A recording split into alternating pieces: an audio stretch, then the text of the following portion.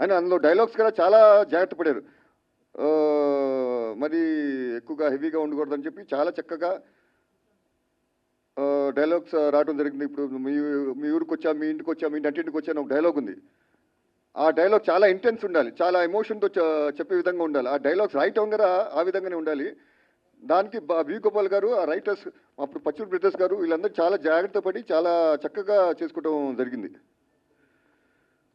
మీరు చూసుకుంటే అందులో లారీ డైలాగ్ డైలాగ్ ఉంది, గుడివార రైడు, నా పేరు గుడివార రైడు అని విలన్ అంటాడు. నా పేరు గుడివార రైడు, నోటు తిరగక వాళ్ళు నన్ను గుడివార రౌడీ అంటున్నారు అని ఒక డైలాగ్ ఉంది. అది అద్భుతంగా, ఎంత అద్భుతంగా వచ్చిందంటే ఈరోజు నిజంగా గుడివాడలో ఒక రౌడీ ఉన్నాడు అక్కడ, చెప్పక్కల Gudivada rowdy. So we Gopal గారు ఏ ముహూర్తంలో ఆ డైలాగ్ పెట్టారో చాలా అద్భుతంగా పెళ్ళింది. అలానే సమరసింహారెడ్డి డైలాగ్ రా ఇప్పుడు మీరు చూస్తారు, మీరు ముందు మార్చ్ 2న ఎలా వెళ్తుందో ఈ జనరేషన్స్ వాళ్ళు కదా, ఇప్పుడు ఐటీ వచ్చిన కొత్త జనరేషన్స్ వీళ్ళు కదా, మీరందరూ చూసి ఈ సినిమాని అల్లరించని చెప్పి మీకు నచ్చుతుందని చెప్పి నేను అందరినీ కోరుకున్నాను. మీరు అందరు సినిమా చూడాలని చెప్పి నేను మనస్ఫూర్తిగా ఆహ్వానిస్తున్నాను. అండ్ వి గోపాల్ గారికి థ్యాంక్స్ తెలియజేసుకున్నాను. అలాగనే అండ్ ఇక్కడికి ఇచ్చేసిన పాత్రికలకి అందరికీ నా ధన్యవాదాలు. Thank you sir.